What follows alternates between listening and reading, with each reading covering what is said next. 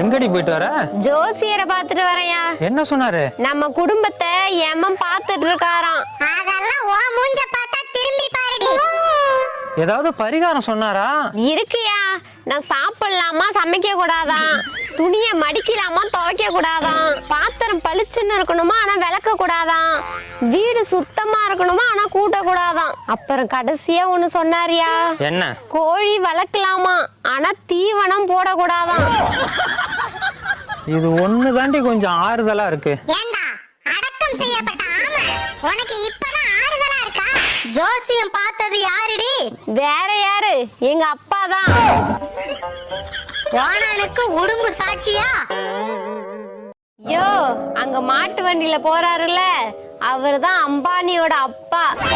என்னடி சொல்ற? இவ்வளவு எளிமையா இருக்காரு, நம்பவே முடியல. உண்மைதாயா. அவரோட 3வது பையனுக்கு அம்பானின்னு பேர் வச்சிருக்காரு. 2 வயசு ஆகுது. குந்தாணி விட்டா அமெரிக்கா ஜனாதிபதியே அரியலூர் மாவட்டம்னு சொல்லுவா போல. உன்னை கல்யாணம் பண்ணதுக்கு ஒரு எருமையை பண்ணியிருந்தாலும் சாணியை வித்து பொழைச்சிருக்கலாம். ஏன் எருமை பாலை விற்க மாட்டியாடி? இந்த மூஞ்சிக்கு சாணியே போதும். என்னைய முறைக்கிற? வீட்டுல அரிசி பருப்பு ஒண்ணும் கிடையாது. நான் எதை வச்சுதான் பொங்குறது?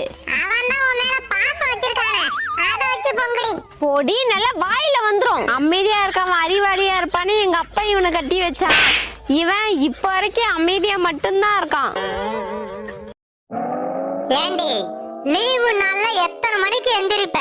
அதெல்லாம் சூரிய வெளிச்சம் ஜன்னல் வழியா என் மேல பட்டதும் ஏஞ்சிடுவேன். பரவாயில்ல, படிப்பு வரலனாலும் காலையில முழிப்பு வருத. காலையிலயா?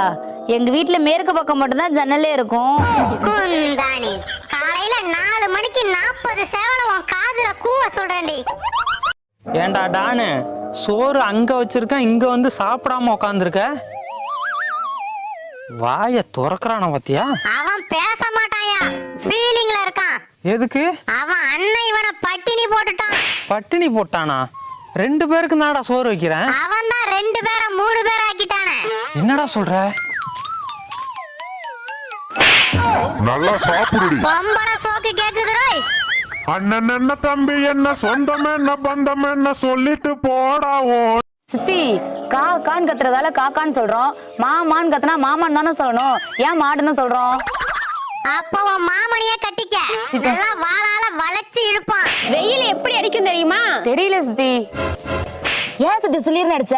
இப்படிதான் வெயில் சுளிர்னு அடிக்கும். தீபாவளிக்கு வெடி வெடிச்சாச்சுரோய்.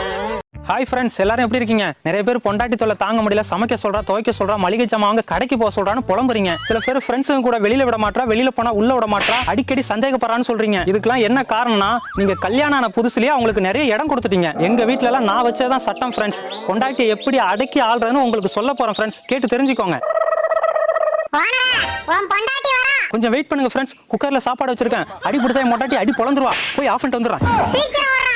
உங்களுக்கு நான் என்ன குறை வச்சேன்? சாப்பிடுறதுக்கு சாப்பாடு கொடுக்கலையா? தங்கறதுக்கு இடம் கொடுக்கலையா? நீங்க சந்தோஷமா இருக்கிறதுக்கு நான் இடைஞ்சலா இருந்தேனா? ஏன் 25 வருஷம் சர்வீஸ்ல இப்படி ஒரு காரியம் நடந்ததே இல்ல. 3 வருஷம் கூலி கொடுக்கலங்கிறதுக்காக மூணு வீட்டுக்காரர் பொண்டாட்டி சேலை தின்னுருக்கீங்க. சரி, அதுக்காக ஏதாவது காரணம் சொல்லலாம். அந்த அம்மா உள்பாவாடை போய் தின்னுருக்கீங்களே, உங்களுக்கு வெக்கமா இல்ல? இதுக்கு நான் என்னடா பதில் சொல்லுவேன்?